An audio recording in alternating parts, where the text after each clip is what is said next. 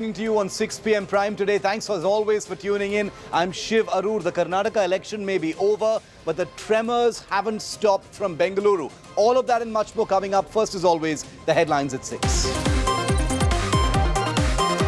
Modi chants echo in Sydney as euphoric Indians greet the Prime Minister at mega event. Prime Minister says India and Australia united by democracy, diaspora and dosti. Modi and Albanese's bonhomie on full display. Australian Prime Minister compares Prime Minister to the original boss Bruce Springsteen for his sold-out concert in the same venue last month. Ordnance war triggers Congress versus MLA Party. Party. Congress refuses to back Kejriwal in services showdown with the Modi government. Politics escalates over G20 meet in Srinagar. National Conference patron Farooq Abdullah's daughter Safia mocks the huddle, says normalcy image of the valley is a facade to hide forces on the ground. Travancore Temple Board issues circular, says no RSS shakhas or mass drills to be allowed in any of the temples under its remit. No long lines outside banks, but confusion prevails on the first day of exchange of 2,000 rupee currency notes. Ground reports show banks making their own rules on number of exchanges per day and ID norms. Reserve Bank leaves it to the banks. All your questions answered here on India Today.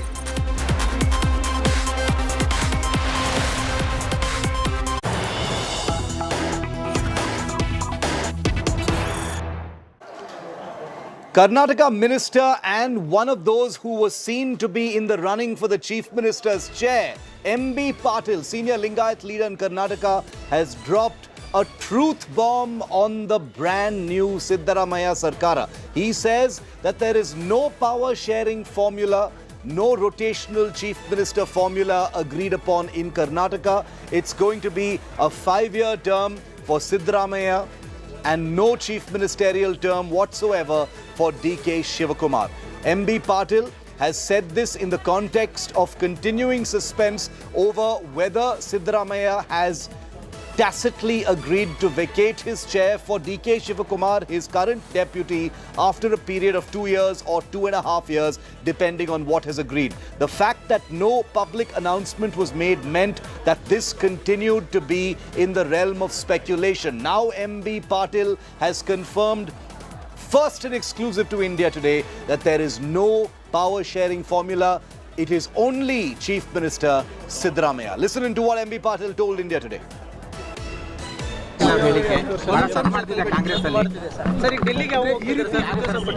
ನೋಡಿಯಪ್ಪ ಸುಮ್ಮನೆ ಯಾಕೆ ಯಾರು ಏನು ಬೇಕಾದ್ರೂ ಮಾತಾಡ್ಕೊಳ್ಳಿ. AICC general secretary ಇದ್ದಾರೆ, chief minister ಇದ್ದಾರೆ, AICC ಅಧ್ಯಕ್ಷರಿದ್ದಾರೆ. ನಡೀರಿ. That was DK Shivakumar responding to what MB Patil had originally said about there being no power sharing formula. He basically has said, let anyone say whatever they want to. There is a system in place. There's another reaction coming in of Deputy Chief Minister DK Shivakumar. Everywhere it should be a friendly atmosphere. People looking for a change, for a development, for a progress, and that should be our agenda that we have communicated to them. Sir, what about the DC meetings in Bengaluru, sir? Even DC, including DC underpasses, we'll have very cautious. We will see that when this rain is there, we'll be very more cautious. And we have given a instruction to the police commissioner and the Bangalore commissioner to sit right and what the traffic problem is. Okay, so basically MB Patil dropped that truth bomb, said that there is no power sharing formula. DK Shivakumar takes it head on but doesn't answer it or clarify directly, neither confirms nor denies, basically says that there is a system in place and there is work to be done. I want to get a word in from India Today's Anaga Keshav following all these developments from Bengaluru right after this big election. Anaga, MB Patil has let the cat out of the bag on something that has been a matter of, the biggest speculation since this election ended, whether Siddaramaiah will vacate the chair after a couple of years for DK Shivakumar. MB Patil appears to have revealed that is not the case. There is no power sharing formula. Are we to believe that that is the reality now? It is going to be Siddu Sarkara for 5 years? You know, Shiv, it's natural that a Neta comes out saying that there's going to be no power sharing formula, because if he did agree and said that after 2.5 years there will be a change of chief minister, then nobody will take the current government seriously. There is going to be no respect remaining for the current government. Everybody will start taking the current dispensation for granted. So that is why all the Netas now, they are now changing their words, because remember, even DK Shivakumar told India Today exclusively that yes, he has agreed to the power sharing formula. It was our first exclusive. And now, after the government is now formed, all the Netas are now changing their words, saying that no, there is not going to be any power sharing formula. There's going to be only one chief minister, and that is Siddaramaiah. So this, in my view, is just an attempt to create this aura of a stable environment until the 2024 polls, following which we will know what the asli reality is. Will there be a rotational chief ministership? Will Siddaramaiah really step down from his power and make way for DK Shivakumar? All these answers will come up only after the Lok Sabha polls. But until then, it is imperative for the Congress party to put up a strong front, saying that there is only going to be one chief minister, and that is Siddaramaiah. Okay, very interesting. So, Anaga clarifying that this could just be a front for now. A decision will be either revealed or taken after the Lok Sabha elections of 2024. For now, all, discussion or talk of a rotational power sharing formula is being completely quelled. But MB Patil, remember, MB Patil is not some small fry in the Congress. He's one of the ministers who was sworn in, on the 13th of a few days ago, on the 20th of May at the Kantirava Stadium in Bengaluru. He is also one of those leaders who was in contention, or saw himself being in contention to be chief minister. He also spoke out quite honestly and candidly, saying, where is the Lingayat representation in the leadership of Karnataka?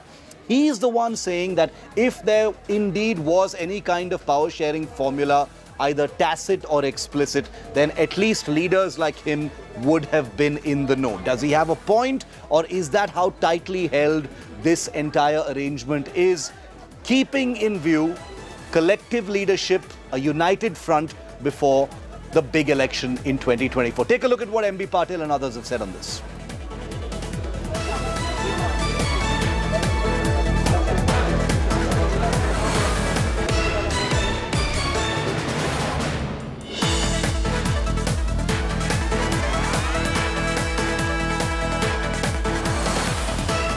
ನಮ್ಗೆ ಗೊತ್ತಿದೆಯಲ್ಲ, ಸಿದ್ದರಾಮಯ್ಯನವರು ಇವತ್ತು 5 ವರ್ಷ ಉತ್ತರಿಸೋರು ಮುಖ್ಯಮಂತ್ರಿ power sharing ಅವ್ರು ಯಾವುದನ್ನು ಕೂಡ ಆಗಿದ್ರೆ ಉತ್ತರಿಸೋ ನಮ್ಮ ಪಕ್ಷದ ವರಿಷ್ಠರು ನಮ್ಮ ಹಿಂದೆ ಹೇಳ್ತಾ ಇದ್ದಾರೆ. ಆ ರೀತಿ ಪ್ರಸ್ತಾಪ ಇಲ್ಲ ಸರ್, ಅದರ ಆ ರೀತಿ ಯಾವುದೂ ಇಲ್ಲ.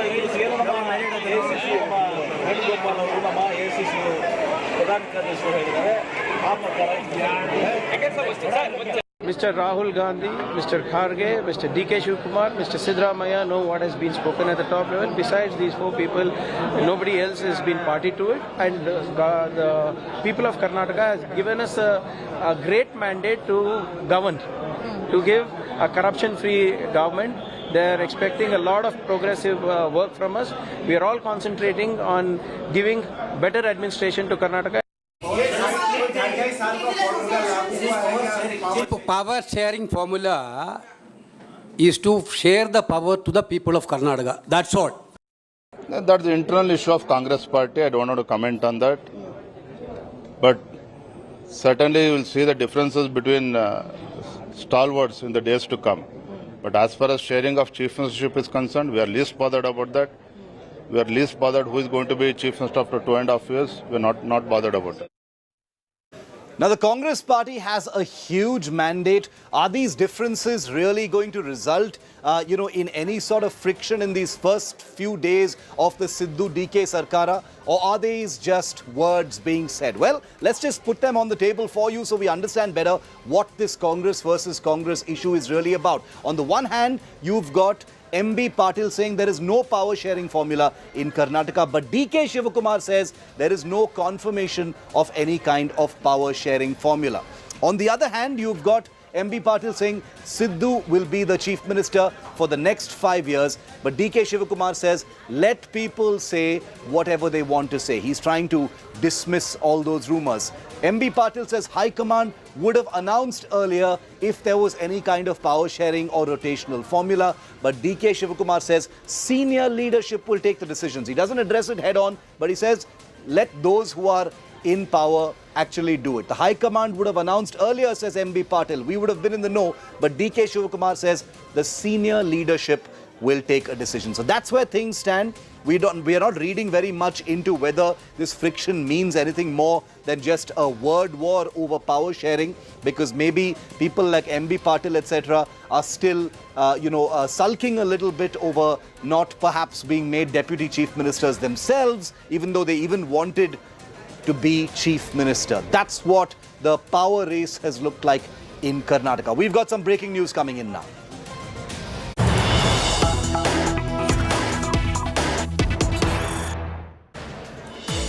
Okay, sources are telling us about the details of what happened in a very crucial meeting between Deputy Chief Minister DK Shivakumar and senior police officials that happened today. Apparently, it was a pretty ill-tempered meeting. There were raised voices. DK Shivakumar, the Deputy Chief Minister, warned the police officials against saffronization of the police. He also pulled up the Karnataka police over the PSI scam, famous scam that we reported here on India Today as well. He also said that the Karnataka police reputation has been tainted under the BJP.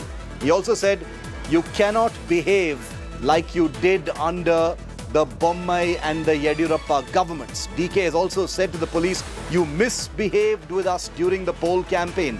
So is this a threat being issued by DK Shivakumar to the police? Is he telling the police that we know what you did with us, now be prepared to face the music? Let's just listen into what DK Shivakumar has told the police of Karnataka. No more moral policing. No question of wearing all this saffronization, putting before a police station and sitting, all these things. There is no more. No more this drugs. No more any rowdyism activities. All will be responsible. All clubs, unauthorized, whatever is there, whatever unauthorization, club illegal activities are there, should be closed. No harassing people. Cordial atmosphere should be there. And we should give a corruption-free government. Killer apathy in Bengaluru. Civic infrastructure taking the lives of common Bengalurians is not a new story.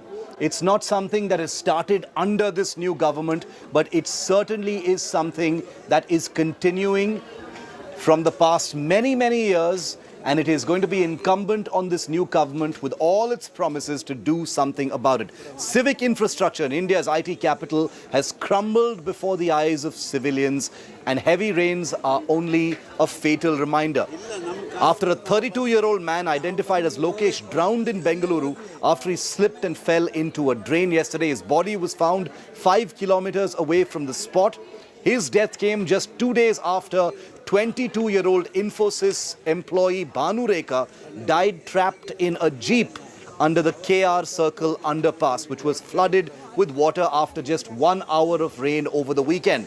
Meanwhile, a 4-foot-deep dangerous sinkhole has emerged in Bengaluru's BTM layout area after heavy rainfall lashed Silicon City earlier today.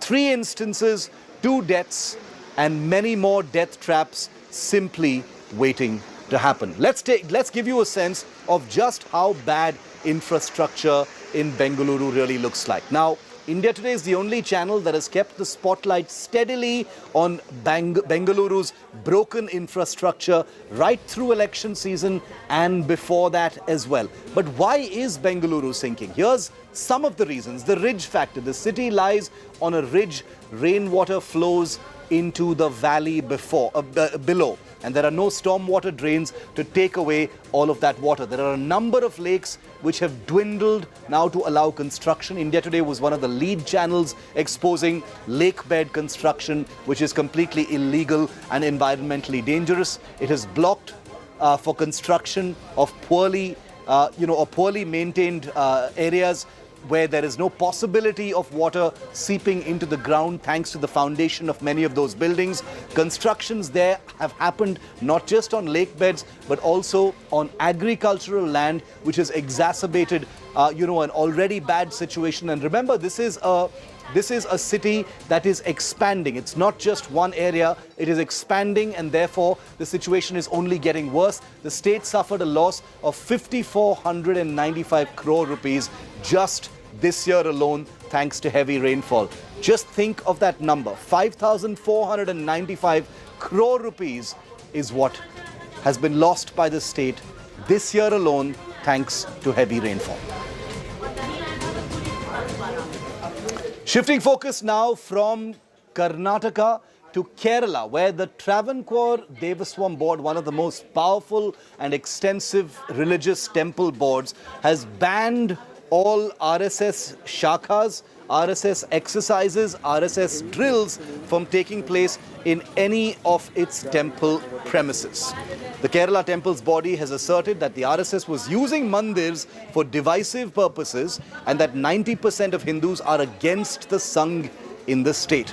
This move comes as a reiteration of a previous order emphasizing the exclusive use of temple grounds only for religious purposes and not for RSS drills or shakhas. The BJP, however, has lashed out at the Pinarayi Vijay government, saying it's nothing but appeasement tactics and that it wants to impress the banned PFI and the SDPI. I am supporting that circular. Even though they have issued a circular in 2021 that has been violated by the RSS. RSS is a Sangha Parivar organization. They are spreading hatred among the people. They are trying to make division among the people. The premises of the temple cannot be used for such purposes. That is very sacred institutions. The temples, church, mosques are sacred institutions.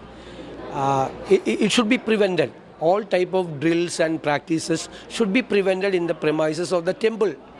Temple is common property of the believers. Believers common property. How can they use that property for the RSS purpose? It is for the appeasement of the Islamic groups and the minority organized Islamic minority groups. They capture the temple committees. They infiltrate in the temple committees and they deliberately deny the devotees to come in the temple committee. They politicize the temples. They avoid the saffron color in temples from the temple premises.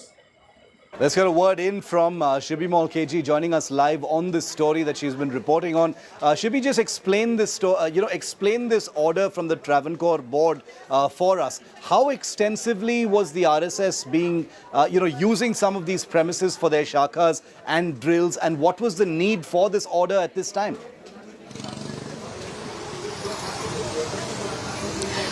Well, Shiv, the Travancore Devaswam Board, the clarification given by them is that this was a circular that was issued 2 years ago in 2021.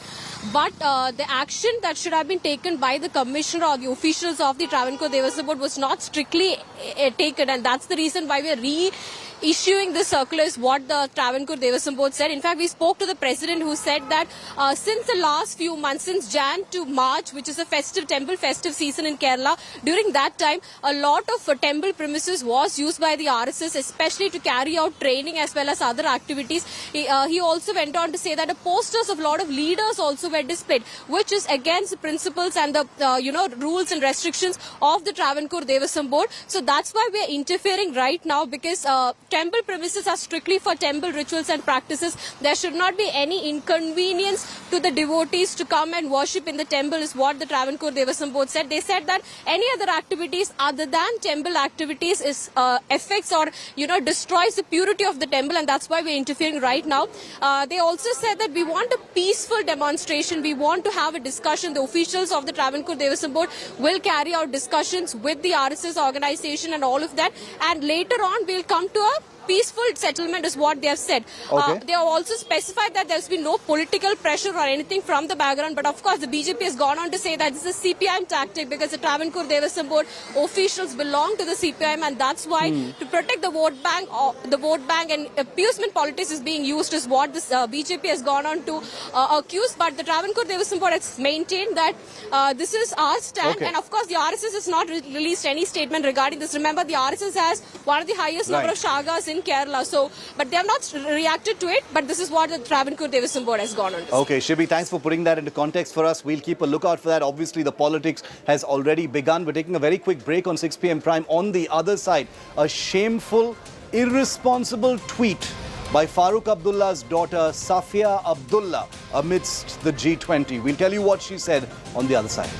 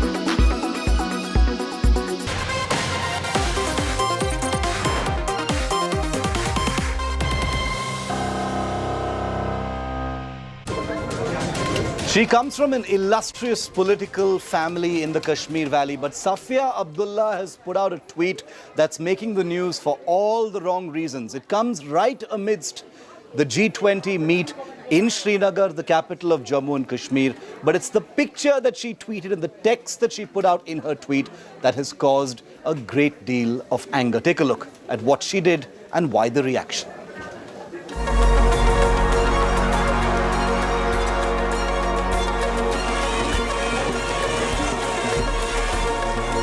It's the first international event in Jammu and Kashmir since the abrogation of Article 370.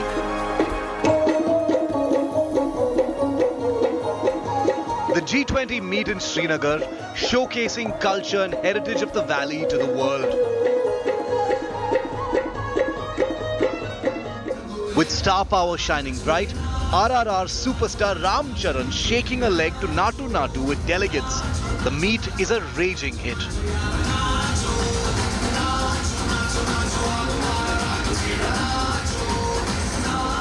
Over 60 international delegates are attending the G20 Tourism Working Committee meet.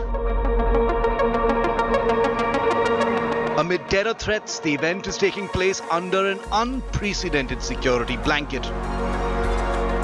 We are in Kashmir. There are issues when it comes to security, and it's the reason why they do not want to, the authorities here do not want to take any chance and have placed heavy security deployment. We've seen have placed security personnel at every nook and corner of the city, ensuring that the visiting delegation, the dignitaries who are here, have a smooth visit and also get to see the important sites here in Srinagar.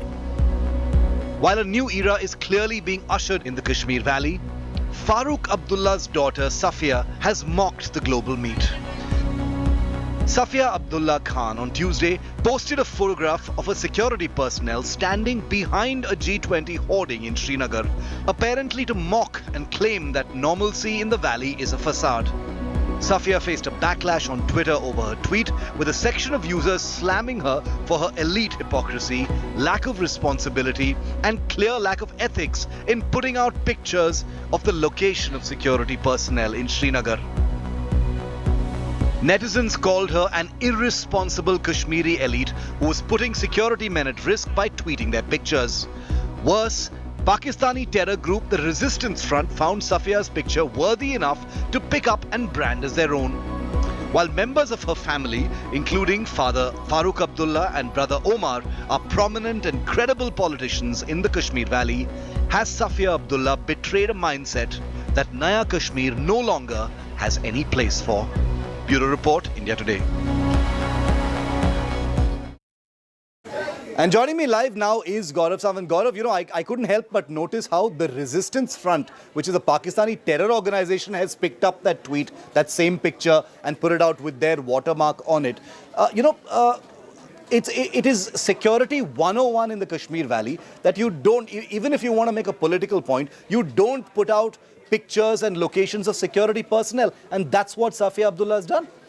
And in an environment where maximum security is enjoyed by the family, by the Abdullah family. They've ruled the state for decades. Whether it's the Abdullah family or the Mufti family, they've ruled the state for decades. They know the ins and outs of security, and yet something is done which actually benefits the terror. This resistance front is actually a front for Lashkar-e-Taiba. It's the Lashkar-e-Taiba, a Pakistan state-sponsored radical Islamist terror, a banned terrorist organization, and their front uses a picture put out by these elements where our security forces have repeatedly been targeted by terrorists, whether north of Pir Panjal or more recently south of Pir Panjal, and that's a cause for grave concern. And apart from the politics of it, isn't it also a security risk putting out pictures of that kind, showing where people are deployed, etc.? It absolutely is, Shiv. And this road actually protects the VVIPs in Srinagar. The Gupka road, or the irony, protects the family. You know, they live here.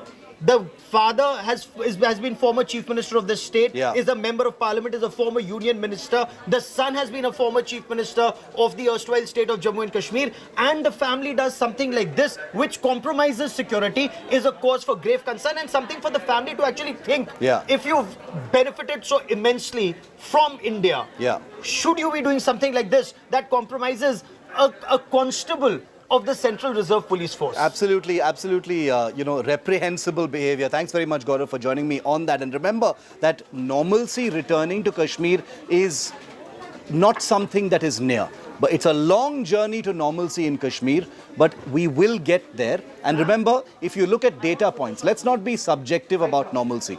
It's not he said, she said, I said, somebody else said, the Prime Minister said, the Home Minister said. Look at data, look at tourism, look at footfalls, look at the number of shops there are in the valley, look at cinemas suddenly opening, look at restaurants, look at young people deciding to stay back in Kashmir. Look at all those data points and then decide whether normalcy has in fact either returned or is on its way, hopefully, prayers to returning. And what do people like Safia Abdullah do? Make it about how this is all just a facade. I want to go across to our Foreign Affairs editor, Geeta Mohan, as well. She's at the G20 meet in Srinagar. Today was day number 2. Geeta, you know, we've spoken so much about the message that all of this sends out. It is nobody's case that normalcy has completely returned to Jammu and Kashmir and the Kashmir Valley in particular. What are you making of Safia Abdullah's tweet? It's come in for a lot of criticism. Well, first of all, Shiv can't vouch for all news organizations in the way and the manner in which they've been reporting. But we certainly have been since morning reporting about heightened security in Kashmir, which is obvious, like you rightly pointed out. There are diplomats over here, foreign dignitaries over here. This is a place that has suffered militancy for years and decades. So their security is India's responsibility. In terms of what Safia has tweeted, there are facades, but those facades are in place, not because they want to hide the security personnel. It's only to ensure aesthetics. There were these pickets and posts all along. There are certainly some new ones that have come up, but they were also going to put up G20 boards. Shiv. Yeah. They just try to do both the things at the same time. If you walk across, there is no no security detail that has been put out in terms of hiding of security personnel. Absolutely. If you walk down the streets, I've been reporting, and I myself showed how there are security personnel everywhere, and there were G20 boards that had covered the pickets. So that's a false argument. Having said that, in Yes. terms of security, yes, heightened, because India, the Indian administration and the J&K administration Right. wants to protect the dignitaries who have arrived over here and who will be touring Srinagar quite widely so. Thanks very much, Geeta, for joining us with that story. We will always put the spotlight on what's happening in Kashmir. No other channel does it as much as India Today does. Our foreign affairs editor has been there in Srinagar getting us the very latest on this story. Well, that's a wrap on 6 p.m. Prime. Thanks very much for watching. See you tomorrow at the same time. Up next, it's Preeti Chaudhary.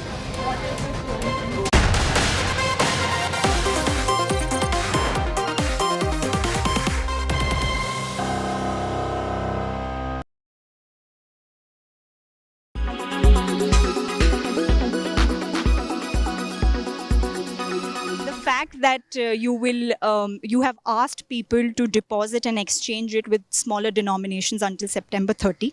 Does that impact financial transactions or cash flow in any way? So the RBI has introduced this this matter as a part of their clean note policy, and it will not have any impact at all. In fact, it will be neutral as far as money supply is concerned. One can deposit now and withdraw it the very next moment or next day, as and when the money is required by them. And those who want to exchange it without depositing it in their account at a time, they can exchange it for a smaller denomination for 20,000 rupees, and they can do it several times in a day. So we don't expect any impact on the economy at all, because it is a money supply neutral measure.